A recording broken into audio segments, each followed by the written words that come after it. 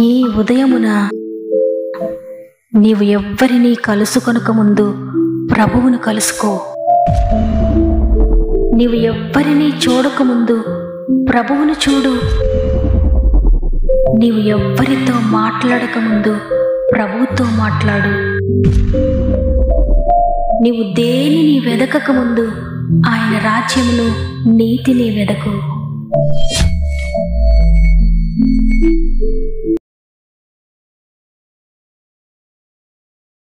Praise the lord. మరి యొక్క నూతన ఉదయాన మిమ్మల్ందరినీ ఈ విధంగా కలుసుకొని దేవుని మాటలు మీతో పంచుకోవడానికి దేవుడు నాకు అనుగ్రహించిన ఈ గొప్ప అవకాశం బట్టి దేవుని స్తుతిస్తున్నాను. మిమ్మల్ని అందరినీ మరి ఒకసారి వాగ్దాన కార్యక్రమానికి ఆహ్వానిస్తున్నాను. ప్రియ దేవుని బిడ్డలారా, మీరందరూ ఎలా ఉన్నారు? ఈరోజు ఏదైనా టెన్షన్లో, మీ కుటుంబంలో ఏదైనా అలజడితో, ఏదైనా పోరాటంతో నలిగిపోతున్నారా? తల్లి విడిచిన, తండ్రి మరచిన, నేను నిన్ను విడువను మరువను అని వాగ్దానం చేసిన ప్రభువు నిన్ను విడిచిపెడతాడా? ఎంత మాత్రమో విడిచిపెట్టడు. అందువల్ల నీ కుటుంబంలో ఏ పరిస్థితులున్నా, నీ హృదయంలో ఏ వేదన, ఏ బాధ ఉన్నా, నీ జీవితాన్ని, మీ పరిస్థితులన్నింటినీ కూడా దేవుని చేతిలో పెట్టండి. మిమ్మల్ని ఎంతగానో ప్రేమిస్తున్న ప్రభువు తప్పకుండా మీ జీవితంలో నూతన మార్గములు తెరవబోతున్నాడు. మీ జీవితాన్ని టోటల్గా ఆయన మార్చబోతున్నాడు. విశ్వసించండి, దేవునికి సమర్పించుకోండి. అంతేకాకుండా మీలో ఇంకెవరికైనా ప్రేయర్ రిక్వెస్ట్ ఉంటే తప్పకుండా నాకు తెలియచేయండి. మీ అందరి కొరకు మేము ప్రార్థిస్తున్నాం.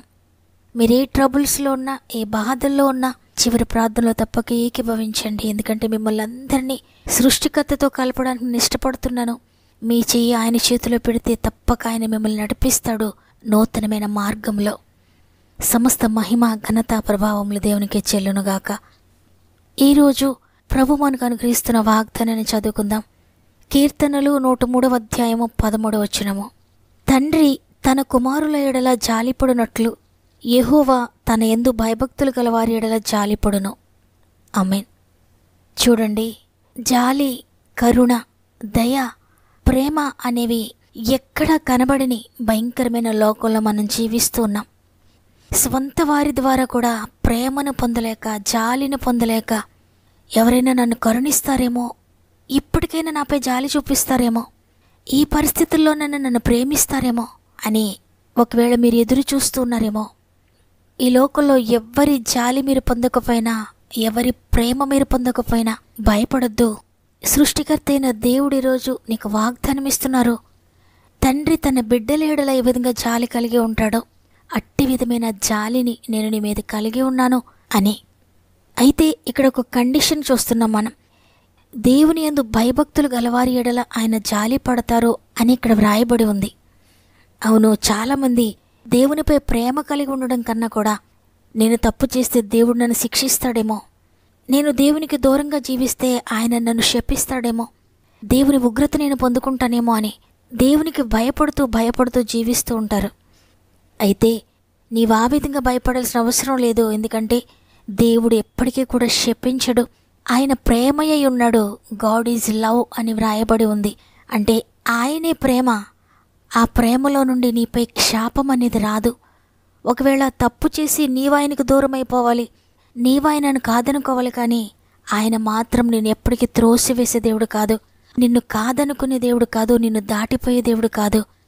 నీపై జాలిపడేటువంటి ప్రభు అయినా నీవెంతగానో దేవునికి దూరం అయిపోయి, పాపములు కోరుకుపోయి, దేవునికి ఇష్టం లేని కార్యాలు చేస్తూ, దేవుడు నా జీవితంలో ఏ కార్యం చేశాడని ఆయన నేను నమ్మాలి, ఇక నాకు దేవుడొద్దు, నేను దేవుని నమ్మను, ఆయన నా జీవితంలో ఏ కార్యం చేయలేదని నీవు ఆయనను అపార్థం చేసుకొని ఆయనకు దూరం అయిపోయినా, మరలా నీవు దేవుని దగ్గరకు వచ్చి తండ్రి నన్ను క్షమించు అని హృదయపూర్వకంగా నువ్వు ఒప్పుకుంటే నీ పాపములు సముద్ర అగాధంలోనికి పడవేస్తారంట. ఇక ఎప్పటికీ కూడా నీ పాపములు జ్ఞాపకం చేసుకోడాయన నేను క్షమిస్తాడు. తిరిగి నిన్ను తన కుమారునిగా చేర్చుకుంటాడు, తన కుమార్తెగా చేర్చుకుంటాడు. ఒక తండ్రి తన కుమారుడు తప్పు చేసి మరలా వచ్చి నాన్న నన్ను క్షమించు, నేను తప్పు చేసినని ఒప్పుకున్నప్పుడు తండ్రి ఏ విధంగా చిన్న బిడ్డని క్షమిస్తాడో, ఎంత నష్టం చేకూర్చినా దానిని క్షమించి మరలా కుమారుని ఏ విధంగా ప్రేమిస్తాడో అట్టి విధమైన ప్రేమనే నిత్యుడకు తండ్రి కూడా మనపై కలిగి ఉన్నాడు. గర్భమున పుట్టిన బిడ్డను ఒకవేళ తల్లి కరుణించకుండా విడిచిపెట్టినా నేను మాత్రం విడువనని చెప్పాడు ఆయన. నిజమే, అనేకసార్లు తల్లిదండ్రులు కూడా మనలను విడిచిపెట్టొచ్చు. తల్లిదండ్రులు కూడా ఒక్కొక్కసారి క్షమించలేకపోవచ్చు. అయితే నిన్ను కన్నా ఆ నిత్యుడగు తండ్రి మాత్రం ఎప్పటికీ కూడా నిన్ను విడిచిపెట్టడు. కాబట్టి ఈ లోకంలో ఎవరూ నీపై జాలి చూపించలేదని, నీ స్వంత వారే నిన్ను కరుణించలేదని, నిన్ను ప్రేమించడం లేదని, ఇంతగా నిన్ను ప్రేమించిన వారు నన్ను విడిచిపెట్టారు, నన్ను దూరం పెట్టారని నువ్వు బాధపడొద్దు. ఎవ్వరూ జాలి చూపించకపోయినా బాధపడొద్దు. కన్న తల్లిదండ్రుల పట్ల ఏ విధమైన భయము కలిగి ఉంటారో పిల్లలు అంటే, తండ్రి శిక్షిస్తాడని కాదు, నా తల్లి నా తండ్రి అనే ఒక రక్త సంబంధం కలిగి అటువంటి ప్రేమను అటువంటి భయమును కలిగి ఉంటారు. కన్న తండ్రి హృదయాన్ని బాధ పెట్టకూడదని, తల్లి హృదయాన్ని బాధ పెట్టకూడదని వారికి ఏ విధంగా లోబడుతున్నావో, వారి పట్ల ఏ విధంగా భయభక్తి కలిగి ఉంటున్నారో అదే విధమైన ప్రేమ, అదే విధమైన భయభక్తులు దేవుడు కూడా కోరుకుంటున్నాడు. ఈ ప్రపంచంలో ఉన్న ఇన్ని కోట్ల మందిని ఆయన పుట్టించాడు. వారందరూ ప్రభువు నమ్మినా నమ్మకపోయినా, ఆయన యందు భయభక్తులు కలిగి ఉన్నా లేకపోయినా అందరికీ సమానంగా ఆహారాన్ని ఇస్తున్నాడు. ఆయన అందరికీ సమానంగానే సూర్యుడు ఉదయిస్తున్నాడు. అందరికీ సమానంగా వర్షాన్ని ఇస్తున్నాడు. అందరికీ సమానంగా పంటలు పండిస్తున్నాడు. ఆరోగ్యం ఇస్తున్నాడు. వ్యాపారాలు ఇస్తున్నాడు. ఉద్యోగాలు ఇస్తున్నాడు. వారికి ఏది కావాలో అన్నీ కూడా ఆయన దయచేస్తున్నాడు. అయితే ఆయన యందు భయభక్తులు కలవారికి వీటితో పాటుగా ఇంకా ప్రత్యేకమైన ఆశీర్వాదాలు కూడా దేవుడు అనుగ్రహిస్తాడు. గొప్ప శాంతినిస్తాడైనా, గొప్ప సమాధానాన్ని ఇస్తాడు. శ్రమలో కూడా ధైర్యాన్ని ఇస్తాడు. ఏమీ లేని పరిస్థితిలో కూడా గొప్ప నిరీక్షణ కలిగిస్తాడు. ఎంత భయంకరమైన వ్యాధి వచ్చినా ఆ వ్యాధిలోని విడిపిస్తాడు. అంతేకాకుండా ఈ లోకాన్ని విడిచిన తర్వాత నిత్య జీవాన్ని కూడా వారి కొరకు సిద్ధపరుస్తున్నాడాయన. అదే ఆయన యందు భయభక్తులు గల వారి పట్ల ఆయనకున్న ప్రత్యేకమైన ఉద్దేశం. కాబట్టి జాలి లేని ఈ లోకంలో, కరుణ లేని ఈ ప్రపంచంలో నీవు కృంగిపోవద్దు, అలసిపోవద్దు. అయ్యో నా జీవితం ఇలా అయిపోయిందేంటి, నేను ఎందుకు బ్రతకాలని నిరాశపడొద్దు. ఈ లోకంలో నీకెవ్వరు జాలి చూపించకమని భయపడొద్దు. నిన్ను ప్రేమించి నీపై జాలి చూపించే ఒక ఆయన ఉన్నారు. ఆయనే యేసుక్రీస్తు ప్రభు. ఈ లోక తల్లిదండ్రులు సమస్తాన్ని ధారపోస్తారు, ఎన్నో త్యాగాలు చేస్తారు, కానీ ప్రాణత్యాగం నీ కొరకు చేయలేకపోవచ్చు. కానీ తల్లి కంటే తండ్రి కంటే కూడా నేను ఎక్కువగా ప్రేమించే ప్రభువు నీ కొరకు ప్రాణత్యాగం చేశారు. ప్రాణం అర్పించినంతగా నిన్ను ప్రేమిస్తూ ఉన్నారు. కాబట్టి నీవెవ్వరిని గురించి నిరాశ చేసుకోవద్దు. ఎవ్వరు లేకపోయినా, ఒంటరిగా ఉన్నా నిన్ను ప్రేమించే ప్రభు ఉన్నారు. ఆయన బట్టి ధైర్యం తెచ్చుకో. ఈ జాలి లేని లోకానికి వచ్చి నువ్వు ఆలోచించొద్దు. దేవుని వైపు చూడు, ఆయన నిన్ను నడిపిస్తాడు. జాలి లేనిది ఈ మాయలోకము, కలత చెందేను నా దీన హృదయము. జాలి లేనిది ఈ మాయలోకము, కలత చెందేను నా దీన హృదయము. నన్ను కాపాడుటకు నా దరి నిలచితివా, హస్తము చాపితివా, నన్ను బలపరచితివా. నన్ను కాపాడుటకు నా దరి నిలచితివా, హస్తము చాపితివా, నన్ను బలపరచితివా. నా ప్రాణమా, నా ధ్యానమా, నా ఊపిరి నీవేసయ్యా. నా ప్రాణమా, నా ధ్యానమా, నా ఊపిరి నీవేసయ్యా. నీవు లేకుండా నేనుండలేను, నాకున్నవన్నీ నీవేసయ్యా. నీవు లేకుండా నేనుండలేను, నాకున్నవన్నీ నీవేసయ్యా. దేవుడు నాతో మాట్లాడన్న వారు ఒక్క నిమిషం మోకరించినట్లయితే ప్రార్థన చేద్దాం. ప్రేమగల తండ్రి, నీకు వందనాలు దేవా. నీ కృపను బట్టి గత రాత్రంతా మాకు తోడయుండి ఈ ఉదయాన్నే లేచి నిన్ను స్తుతించే భాగ్యం ఇచ్చారు.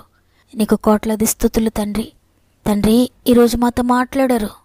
నా యందు భయభక్తులు కలిగి ఉన్న నీపై నేను జాలి చూపిస్తున్నాను. పడిపోయిన స్థితిలో ఉన్న నిన్ను లేవనెత్తుతాను. నువ్వు కృంగిపోయిన స్థితిలో ఉన్నా నిన్ను లేవనెత్తుతాను. నువ్వు పాపంలో ఉన్నా లేవనెత్తుతాను. శాపగ్రస్తమైన జీవితాన్ని కలిగి ఉన్నా తిరిగి నా దగ్గరకు వస్తే, నాకు మొరపెడితే తప్పకుండా నేను విడిపిస్తానని వాగ్దానం చేశారయ్యా. పరిశుద్ధాత్ముడా, మా ఆత్మీయ కుటుంబంలో ప్రతి ఒక్కరిని కూడా జ్ఞాపకం చేసుకోండి. పూర్తిగా నీకు లోబడడానికి, నీ దగ్గర నుండి ఆశీర్వాదాలు పొందుకోవడానికి సహాయం చేయండి. ఇదిగో ఆర్థికంగా నలిగిపోతున్న వారికి విడుదల ఇవ్వండి తండ్రి. ఆత్మీయంగా పడిపోయిన వారిని లేవనెత్తండి అయ్యా.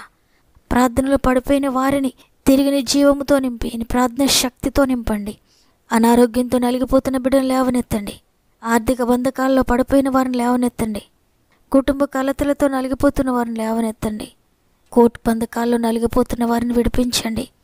ఉద్యోగ సమస్యలో ఉన్న వారిని విడిపించండి. వ్యాపార సమస్యలను విడిపించండి.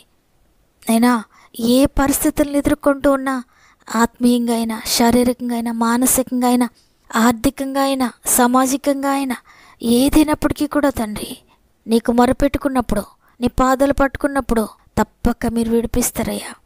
నిజముగా మొరపెట్టి వారికి సమీపంగా ఉంటారని వాగ్దానం చేశారు. ఎంతమంది ఈరోజు హృదయపూర్వకంగా ప్రార్థిస్తున్నారో ప్రతి ఒక్కరితో మీరు మాట్లాడి, ప్రతి ఒక్కరిని మీరు చేపట్టి లేవనెత్తి భయంకరమైన పరిస్థితులన్నిటి నుండి దాటిస్తున్నారు నమ్ముతున్నాను. ఇది మేము ఎవరైనా ఎగ్జామ్స్ రాస్తుంటే మీరు తోడుగా ఉండండి. ఇంటర్వ్యూస్ వెళ్తుంటే మీరు తోడుగా ఉండండి.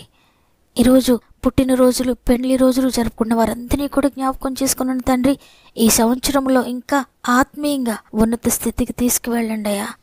ఈ దినమును ప్రారంభిస్తూ ఉండగా ప్రార్థనతో, వాక్యముతో దినాన్ని ప్రారంభించి గొప్ప విజయాన్ని చూడడానికి ప్రతి ఒక్కరికి సహాయం చేయమని యేసయ్య పరిశుద్ధమైన నామములో అడిగి వేడుకొంచున్నాను తండ్రి. ఆమెన్. ఈరోజు ఈ మాటలు విన్న ప్రియ చెల్లి, ప్రియ తమ్ముడు, దేవుడు నీపై జాలి చూపిస్తూ ఉన్నాడు, నీపై కరుణ చూపిస్తూ ఉన్నాడు. అయితే ఆయన జాలిని, ఆయన కరుణను నిర్లక్ష్యం చేయకుండా కృపకాలం దాటిపోకముందే ఇప్పటికైనా నీ పాపాన్ని విడిచిపెట్టి, నీ వ్యసనాలను విడిచిపెట్టి దేవుని దగ్గరకు వస్తే నిన్ను దేవుడు తప్పక దీవిస్తాడు. నీ జీవితంలో చక్కటి భవిష్యత్తు నీకు ఇవ్వబోతున్నాడు. విశ్వసించిన వారందరూ కూడా ఆమెనని చెప్పండి. లైక్ చేయడం, షేర్ చేయడం మర్చిపోకండి. దేవుడు మిమ్మల్ని, మీ కుటుంబాలను దీవించి ఆశీర్వదించునుగాక. దేవుని చిత్తమైతే తిరిగి రేపు అందరం కలిసి ఆయనను స్తుతిందాం. అంతవరకు ప్రభు మీకు, మీ కుటుంబాలకు తోడేయండి, నడిపించునుగాక. God bless you.